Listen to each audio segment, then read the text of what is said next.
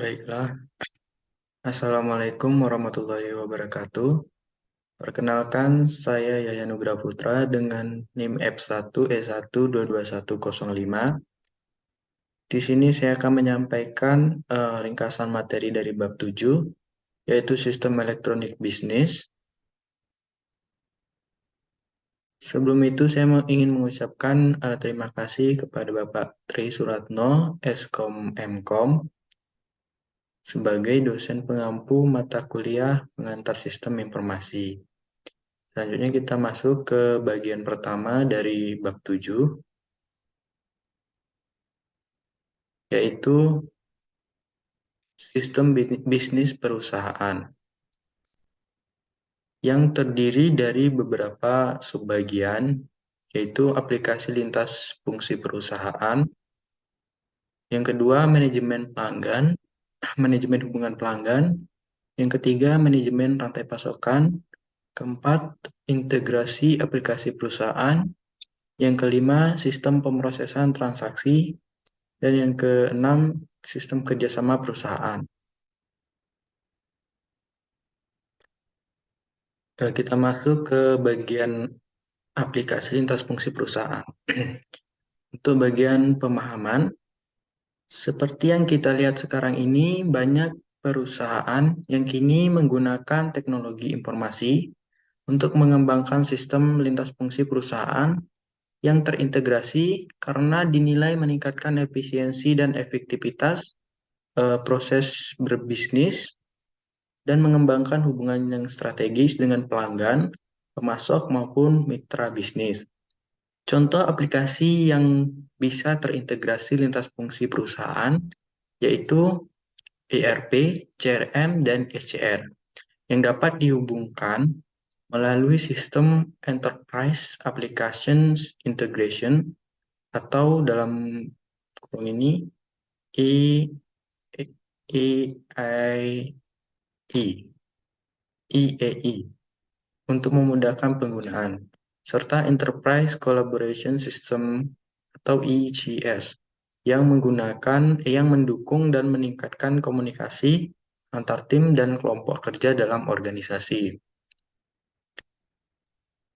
Lalu kemudian kita masuk ke bagian pengertian ERP. ERP atau Enterprise Resource Planning adalah sistem lintas fungsi yang mengintegrasikan dan mengotomatisasikan banyak dari proses bisnis internal dari suatu perusahaan, terutama proses dalam fungsi produksi, logistik, distribusi, akuntansi, keuangan, dan sumber daya manusia. Lalu fungsi dari ERP itu yaitu sebagai sistem informasi tulang punggung dalam perusahaan yang membantu responsivitas yang dibutuhkan untuk berhasil dalam lingkungan bisnis yang dinamis. Lalu apa saja manfaat dan kekurangan dari ERP itu sendiri? Yang pertama kita masuk ke bagian manfaat, yaitu meningkatkan kualitas dan efisiensi dari perusahaan. Yang kedua, penurunan biaya yang dikeluarkan oleh perusahaan dalam produksi. Yang ketiga, sebagai pendukung keputusan manajer. Dan yang keempat, kelincahan perusahaan dalam menghadapi tantangan di pasar. Lalu kekurangan dari ERP itu sendiri yaitu sangat sulit diimplementasikan dan mahal bagi perusahaan yang tidak melakukan perencanaan dengan baik dan matang.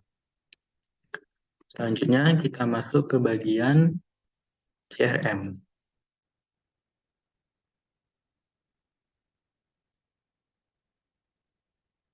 Atau Customer Relationship Management adalah sistem lintas fungsi yang mengintegrasikan serta mengotomatisasikan banyak dari proses pelayanan untuk pelanggan dalam penjualan, pemasaran, dan layanan pelanggan yang berinteraksi langsung dengan pelanggan.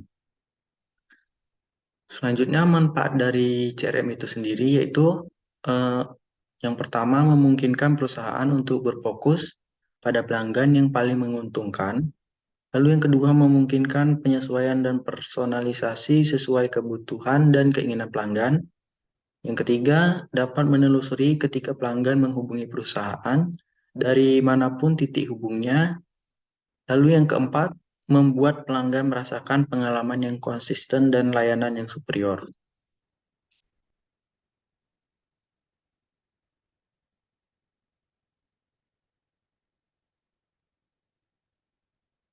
Lalu kita masuk ke bagian manajemen pasokan atau supply chain management, SCM, adalah sistem lintas fungsi yang mengintegrasikan serta mengotomatisasikan jaringan dari berbagai proses bisnis, serta hubungan antara perusahaan dengan para pemasok, distributor, dan mitra bisnis lainnya. Tujuan dari manajemen rantai pasokan atau SCM ini yaitu mencapai kelincahan dan responsivitas dalam memenuhi permintaan pelanggan dan kebutuhan pemasok mereka. Salah satu contohnya yaitu penggunaan software SCM itu adalah seperti usaha peralihan ke web yang dilakukan oleh Moon Inc.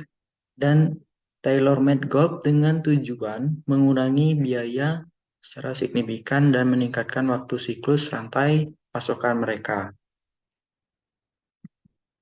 Nah, selanjutnya kita masuk ke bagian integrasi aplikasi perusahaan. Software integrasi aplikasi perusahaan atau Enterprise Application Integration atau EAI digunakan oleh banyak perusahaan untuk menghubungkan aplikasi e-bisnis seperti CRM dan ERP. Seperti yang dilihat pada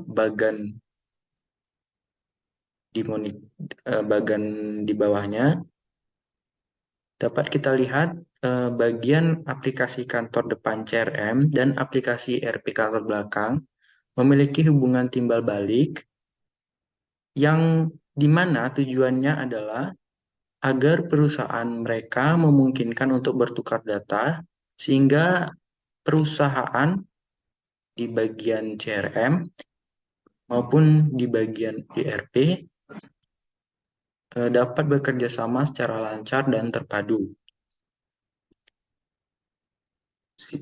Kemudian ada juga sistem pemrosesan transaksi, adalah sistem informasi lintas fungsi yang memproses data dari terjadinya transaksi bisnis. Sistem pemrosesan transaksi online juga memainkan peranan strategis dalam e-commerce.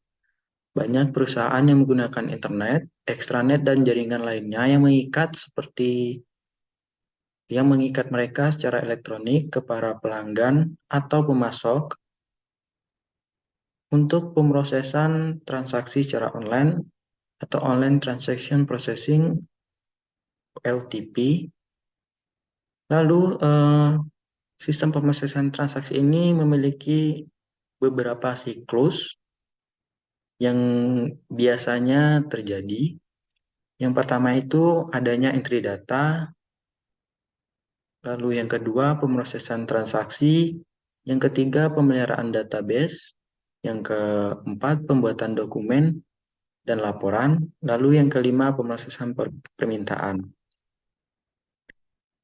Selanjutnya kita masuk ke bagian sistem kerjasama perusahaan atau Enterprise Collaboration System. ECS adalah sistem informasi lintas fungsi yang meningkatkan komunikasi, koordinasi, dan kerjasama antar anggota tim, bisnis, dan kelompok kerja. Tujuan dari sistem kerjasama perusahaan ini yaitu yang pertama, berkomunikasi dan berbagi informasi satu sama lain. Yang kedua, membentuk sebuah koordinasi. Yang ketiga, bekerja sama secara kooperatif dalam proyek dan penugasan bersama. Di sini ada juga contoh salah satu perusahaan yaitu General Electronic Co. Di mana perusahaan ini membuat komitmen besar dengan alat Lotus Development Quick Place dan same time yang memungkinkan kemudahan dalam berkomunikasi dalam perusahaan tersebut dalam berbagai cara.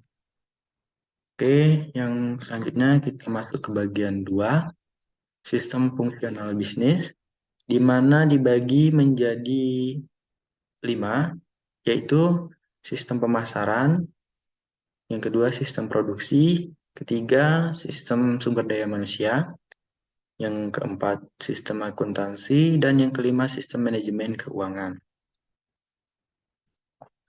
Sistem bisnis fungsional. Sistem informasi fungsional mendukung berbagai fungsi bisnis dalam pemasaran, produk atau operasi, akuntansi, keuangan, dan manajemen sumber daya manusia melalui operasi berbagai operasi serta sistem informasi manajemen e-bisnis. Lalu sistem pemasaran, yaitu eh, sistem informasi yang mendukung proses tradisional dan e-commerce serta manajemen dari fungsi pemasaran. Sistem ini sendiri dibagi menjadi 3, yaitu yang pertama pemasaran interaktif, yang mana berfokus pada interaksi dengan pelanggan, pengguna internet untuk membuat transaksi dua arah. Contohnya seperti e-commerce, Tokopedia. Lalu yang kedua, pemasaran yang bersasar yang mentargetkan komunitas pelanggan tertentu. Lalu yang terakhir, otomatisasi tenaga penjualan. Kita masuk ke bagian produksi. Sistem informasi berbasis komputer membantu perusahaan mencapai Computer Integrated Manufacturing atau CIM, dan akhirnya menyederhanakan, mengotomatisasikan, dan mengintegrasikan banyak aktivitas yang dibutuhkan untuk dengan cepat menghasilkan produk berkualitas tinggi agar dapat memenuhi perubahan permintaan pelanggan. Tujuan dari CIM itu sendiri yaitu menciptakan proses produksi yang fleksibel dan lincah yang secara efisien menghasilkan berbagai produk berkualitas tinggi. Contoh kasusnya yaitu terjadi di perusahaan Timken Company, sebuah perusahaan produsen global precision bearing dan logam campuran khusus dengan operasi di 24 negara, di mana perusahaan tersebut mengembangkan sistem yang dapat digunakan dealer Timken untuk melihat dengan tepat di mana suku cadang tersedia dalam lusinan gudang yang dimiliki oleh perusahaan. Tentunya hal tersebut memudahkan dan mempersingkat waktu sehingga produksi dapat dilakukan lebih efisien. Kita masuk ke bagian sistem sumber daya manusia. Sistem ini melibatkan perekrutan, penempatan, evaluasi, kompensasi, dan pengembangan karyawan dari sebuah organisasi. Banyak perusahaan dan situs web yang juga menerapkan sistem ini, terutama web pemburu kerja dan pemberi kerja.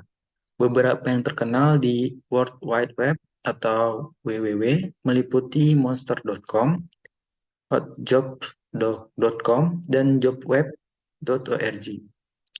Situs-situs tersebut penuh dengan laporan, statistik, dan informasi HRM yang tentunya berguna dalam perekrutan para pekerja.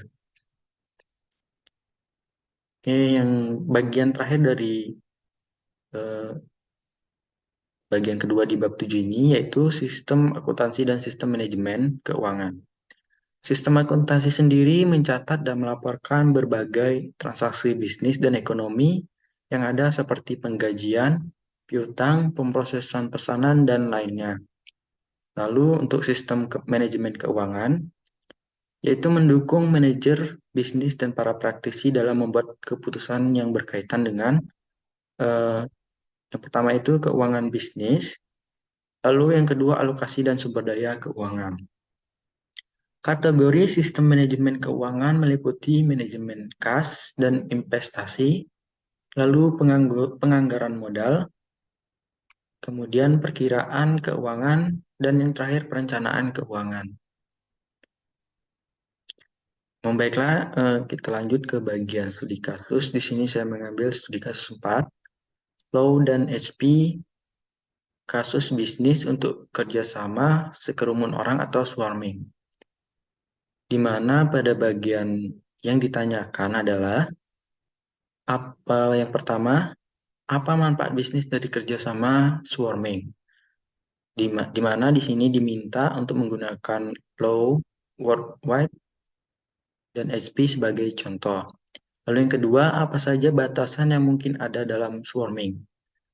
Yang ketiga, kita diminta untuk mengunjungi situs web grup, network, dan ikut demo mengenai bekerja di dalam ruang kerja bersama. Lalu, di sini ditanyakan apakah hal ini mendukung kerjasama kelompok kerja eh, atau kerjasama swarming, lalu alasan mengapa serta mengapa tidak efisien. Di sini saya menjawab yang jawaban pertama, melihat kasus Law Worldwide dan HP, menurut saya ada beberapa manfaat yang didapat, yaitu yang pertama dapat mengetahui seberapa potensial sebuah brand atau perusahaan baru dalam mempengaruhi Law dan HP. Lalu yang kedua, adanya kemungkinan beberapa masukan yang dapat membantu menangani kasus yang sedang terjadi. Kemudian mengetahui seberapa kuat branding Law dan HP di dalam industri pasar. Yang terakhir, kemungkinan untuk merekrut ide-ide baru. Jawaban untuk nomor 2, menurut saya adalah ada beberapa batasan dalam swarming. Yang pertama itu keterbatasan topik dalam menyampaikan data maupun informasi yang ada. Lalu yang kedua, terlalu banyak personal dalam swarming bisa saja memberikan ide yang terlalu sulit untuk diimplementasikan. Lalu yang ketiga, masukan yang diberikan bisa saja berlawanan dengan tujuan atau visi awal dari perusahaan. Nah, lalu yang terakhir, ini merupakan jawaban dari nomor 3, di mana menurut saya bisa saja swarming mendukung kerjasama kelompok kerja dengan menerapkan beberapa hal atau batasan yang diberlakukan di dalam uh, kerjasama sekerumun orang tersebut, yaitu selama tidak mencampur adukan hal-hal secara umum dan spesifik, seperti situasi menyangkut kepentingan perusahaan yang bisa saja merupakan hal fatal, seperti strategi yang akan atau segera diterapkan oleh perusahaan, atau mengenai produk-produk yang mungkin dalam tahap pengembangan oleh perusahaan. Oke, hanya itu. Saya rasa hanya itu yang dapat saya sampaikan. Semoga hal-hal yang saya sampaikan tadi dapat bermanfaat bagi kita semua. Terima kasih.